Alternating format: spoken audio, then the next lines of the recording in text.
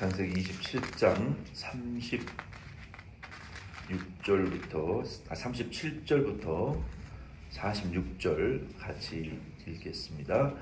이삭이 에서에게 대답하여 이르되 내가 그를 너의 주로 세우고 그의 모든 형제를 내가 그에게 종으로 주었으며 곡식과 포도주를 그에게 주었으니 내 아들아 내가 네게 무엇을 할 수 있으랴.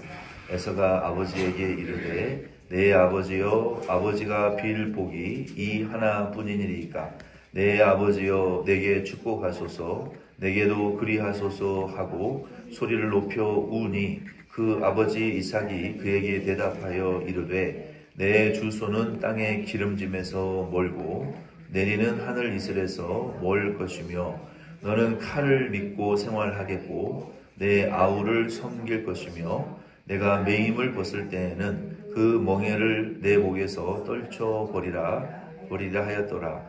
그의 아버지가 야곱에게 축복한 그 축복으로 말미암아 에서가 야곱을 미워하며 심중에 이르기를 아버지를 곡할 때가 가까웠은즉 내가 내 아우 야곱을 죽이리라 하였더니 맏아들 에서의 이 말이 리브가에게 들리매 이에 사람을 보내어 작은 아들 야곱을 불러 그에게 이르되 내 형 에서가 너를 죽여 그 한을 풀려 하니 내 아들아 내 말을 따라 일어나 하란으로 가서 내 오라버니 라반에게로 피신하여 내 형의 노가 풀리기까지 몇 날 동안 그와 함께 거주하라. 내 형의 분노가 풀려 내가 자기에게 행한 것을 잊어버리거든 내가 곧 사람을 보내어 너를 거기서 불러오리라. 어찌 하루에 너희 둘을 잃으랴.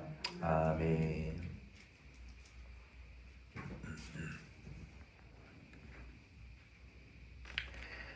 창세기 27장 37절로 46절 말씀은 이삭이 에서에게 예언한 복을 빈 말씀입니다. 우리가 이 문자적으로 이 내용을 살펴보면 이게 무슨 복이냐, 이게 심각한 저주이고 이건 복이라고 할 수 없을 정도의 아주 심각한 악담이요, 이제 저주와 같은 그런 축복을 아버지가 장자에게 빌었습니다. 그래서 우리가 이걸 신학적으로 어떻게 해석을 해야 되느냐라고 많은 신학자분들이 사실은 뚜렷한 해석을 우리에게 주지는 못하고 있어요.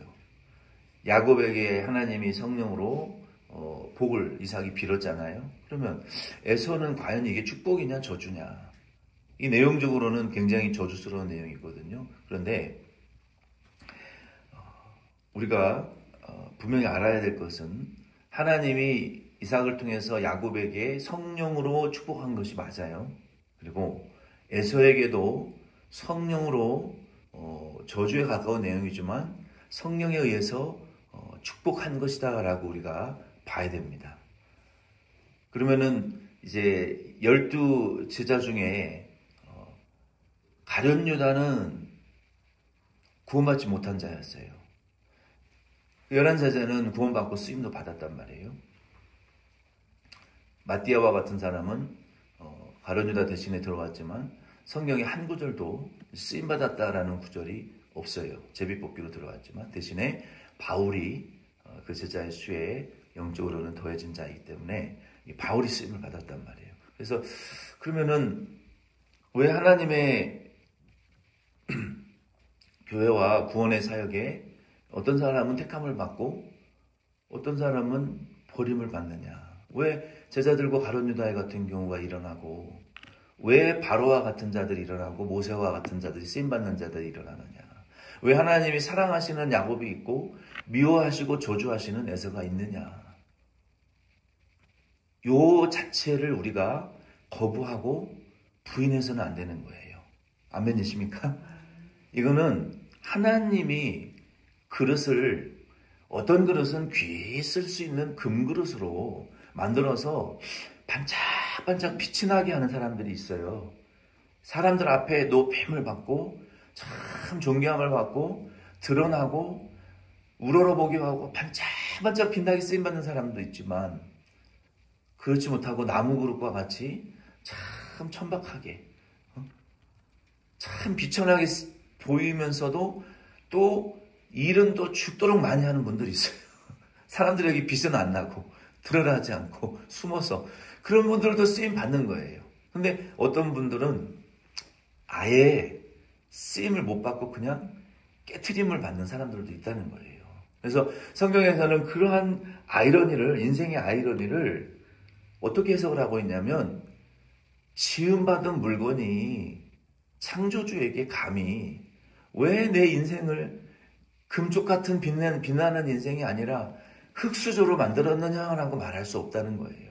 왜 나는 심지어 흙수저도 아닌 무수저, 숟가락도 없는 그렇게 비천하고 낮은 인생으로 빚었느냐라고, 우리는 빚음받은 존재이기 때문에 진흙이 토기장에게 그렇게 불평할 수 있느냐? 없다는 거예요. 그래서 하나님께서 그러면 성령으로, 굉장히 중요한 문제예요.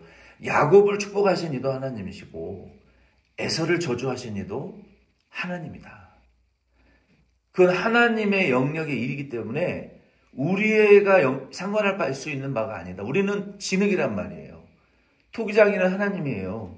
야곱을 야곱과 같이 쓰시는 분이 하나님이고 에서를 에서와 같이 쓰시는 분이 하나님이다라는 것을 인정하고 존중해야 되는 거예요. 그게 신학적으로 굉장히 중요한 내용입니다. 그걸 어려운 말로 하면 the will of God, 하나님의 the sovereignty, 하나님의 주권을 이라고 신학은 말하는 거예요. 하나님이 주권적으로 당신이 행하시는 일인데 우리가 이렇다 저렇다 판단해서는 안 된다는 것이죠. 그것이 신앙이고 여호와를 경외하는 코람데오, fear of God, 하나님을 존중히 여기는, 하나님을 두려워 떠는 믿음이라는 거예요. 이 믿음이 굉장히 급이 높은 믿음이에요. 믿기는 믿는데 어떻게 하나님이 그러실 수 있습니까? 삿대질하는 믿음도 있어요. 믿는데 하나님에게 삿대질하는 사람도 있다니까요. 그거는 좀 저급한 믿음이죠. 저와 여러분들은 성경이 말하는 그 월등하고 고매한 급이 높은 믿음은 하나님이 행하시는 일이구나. 하나님의 영역이구나. 우리가 따라가야 되겠고 믿어야 되겠구나. 이런 마음을 우리가 갖고 하나님 예수님 따라가는 것이 진정한 믿음이라는 거예요.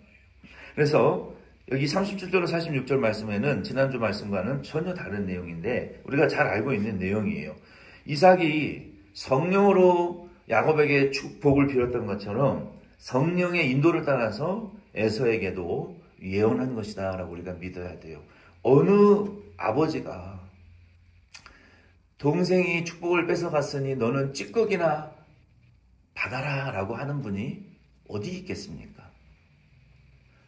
이성과 상식이 합리적인 이성이 있는 분이라면 비록 야곱이 축복을 원래 주시기로 한 축복을 이제 편법으로 먼저 가져간 것이긴 하지만, 그러면 상식과 이성이라는 수준이 있었다면 아버지 이삭이 형식적으로라도 야곱에게 준 축복보다 너에게 더 큰 축복을 주기를 내가 기도한다라고 기도할 수 있는 거잖아요. 그 일을 위로하고 달래주기 위해서.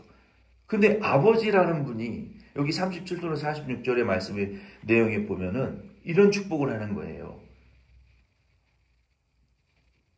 너의 주소는 땅의 소산의 풍성함과 하늘의 그 기름짐과 하늘에서 내리는 이슬의 풍성함에서 좀 거리가 전혀 먼 땅에서 살게 될 것이고, 너는 동생의 노예가 될 것이고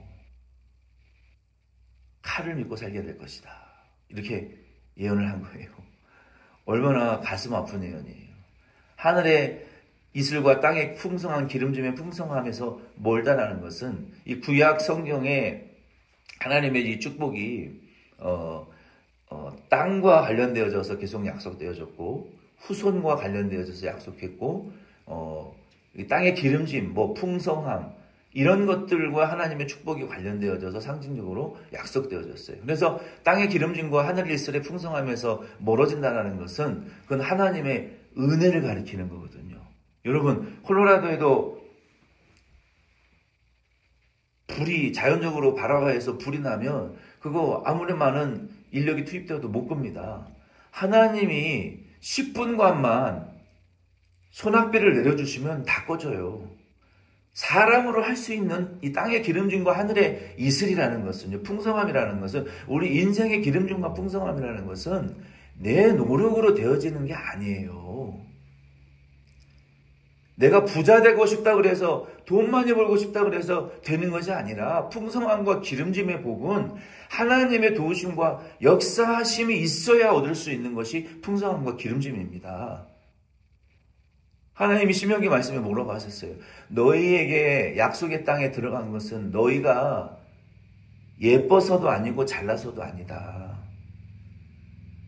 너희가 그 땅에 얻어가서 재물 얻을 능력을 받은 것은 너희가 능력이 있어서 받은 것이 아니라 내가 약속했기 때문에 받은 것이다 라고 말하고 있어요. 그게 무슨 말입니까? 자격이 없지만 내가 너를 은혜로 선택했고, 자격이 1도 없지만 내가 은혜로 주겠다고 약속했기 때문에, 하나님의 은혜의 약속 때문에 우리가 얻는 것이에요. 그래서 우리의 기름짐과 인생의 풍성함이라는 것은 하나님이 그러할 기름짐의 권세, 풍성함의 권세를 우리에게 주셔야 얻을 수 있는 거예요. 잡힐 듯 안 잡히는 게 기름짐이고 인생의 풍성함이에요.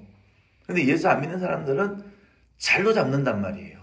우리 예수 믿는 사람들은 인생이 좀 기름지고 풍족해지면 좋겠는데 잡힐 듯 될 듯 안 된다는 게 문제라는 거예요. 왜 안 됩니까? 눈앞에 있어요. 손앞에 있어요. 손을 뻗으면 잡힐 것 같아요. 부자 될 수 있을 것 같고, 풍족해질 수 있을 것 같고, 성공할 수 있고, 권세를 얻을 수 있을 것 같아요. 근데 안 된단 말이에요. 왜? 하나님 안 주니까 안 되는 거예요.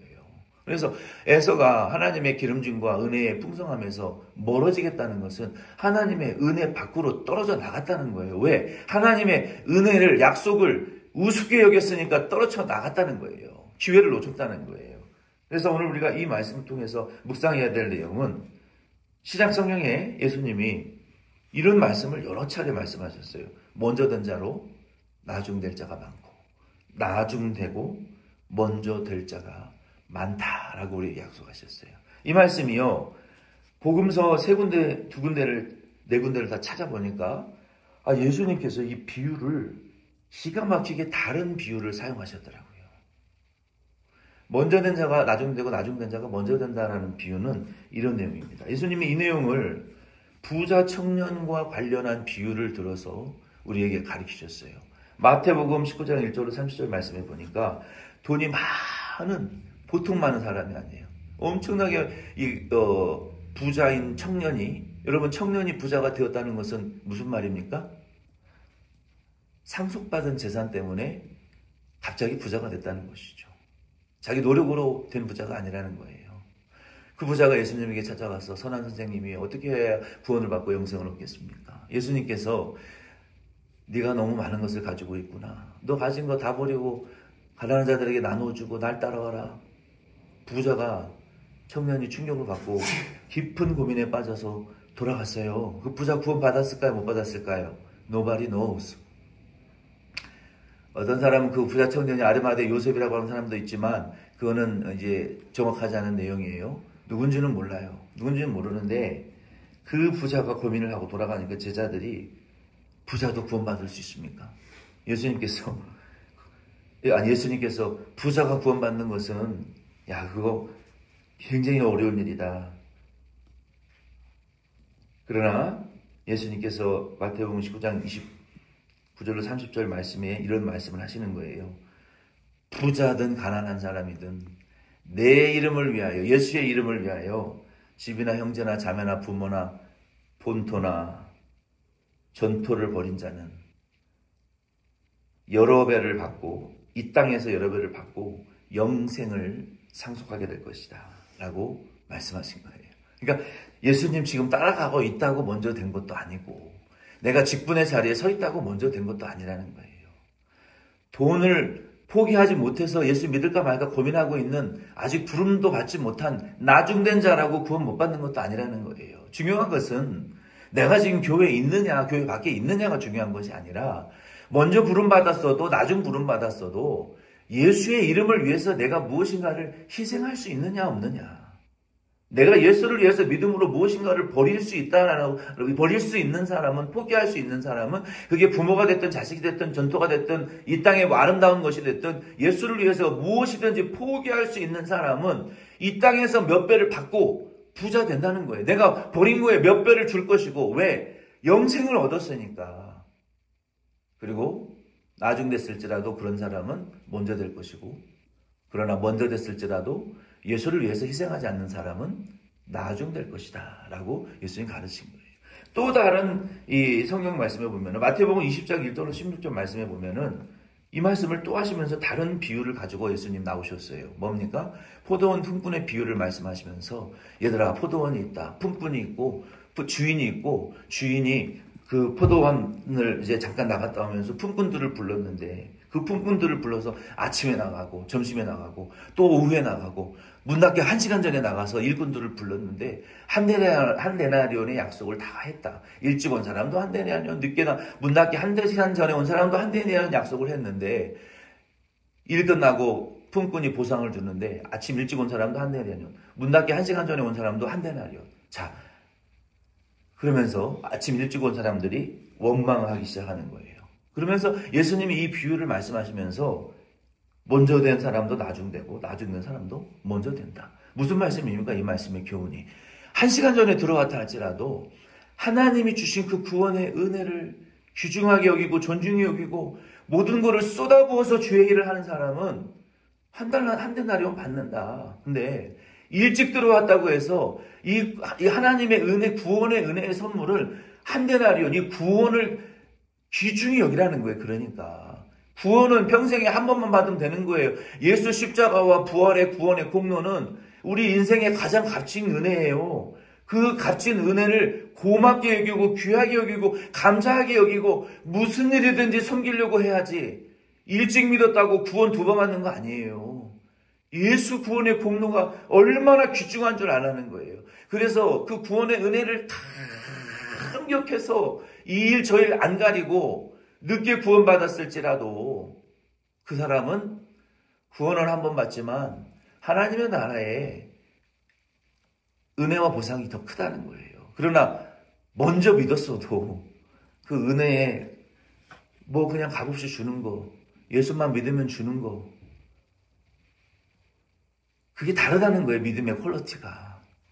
그래서 그 교훈을 하시고, 누가복음 13장 22절 말씀에 30절까지의 말씀에도 보면은 예수님께서 너희들이 아브라함의 자손이라고 자랑하는데 좁은 문으로 들어가라.